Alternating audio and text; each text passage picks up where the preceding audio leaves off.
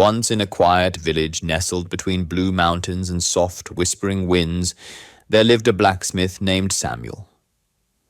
He was a man of wide, calloused hands, a back bent by years of labor, and eyes that still held the light of youth, though time had laid its weight upon his shoulders. Widowed early, Samuel had raised his only son, David, alone. He raised him like one tempers a fine blade, neither too hard nor too fragile. Samuel was known for his honesty.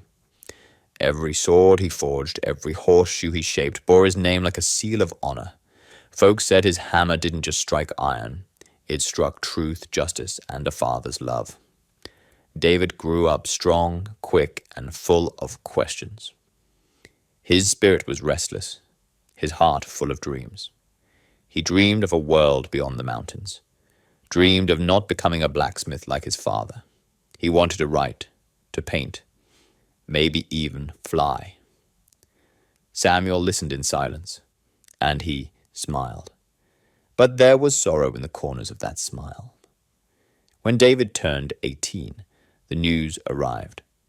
A delegation from the distant city was seeking young apprentices for an academy of arts and crafts, far beyond the hills. It was everything he had hoped for. "Dad," he said, eyes brimming with hope, "I was accepted.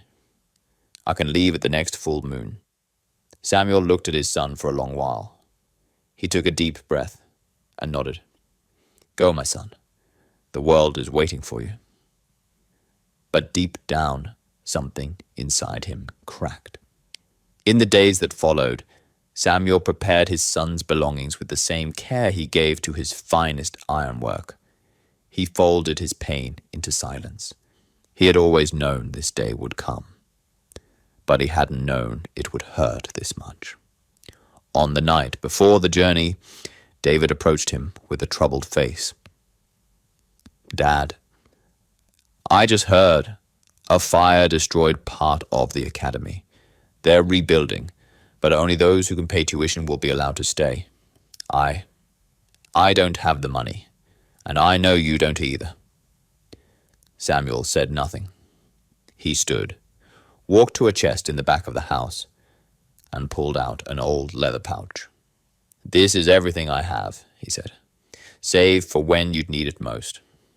It was a small fortune, years of sacrifice, sweat turned into coin.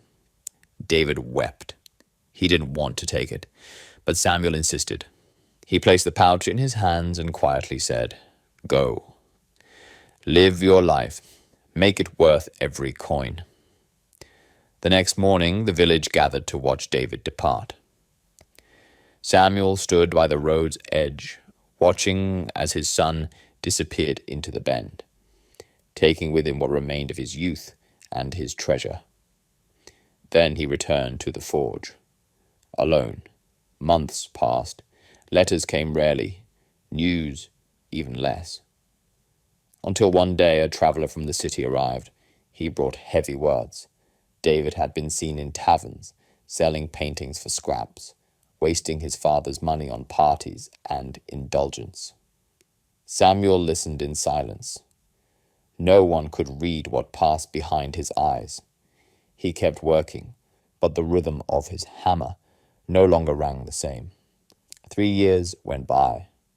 One winter morning, as fog hung low over the streets, a thin, ragged man appeared at the forge door, dirty, hollow-eyed, hands shaking. It was David. "Dad," he whispered. Samuel didn't speak. He just looked at him. "I failed," David said, voice cracking. "I squandered what you gave me. I thought the world owed me something. I lost myself. I have nothing left. Only shame." Silence. David dropped to his knees.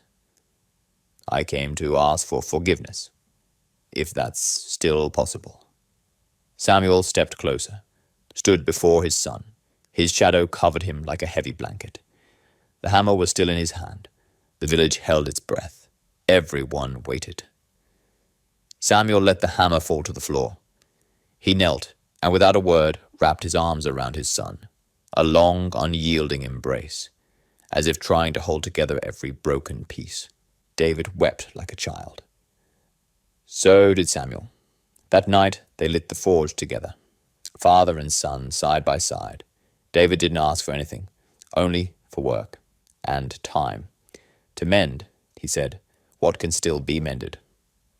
And day after day, David learned to forge. Not just iron, but humility, responsibility, love.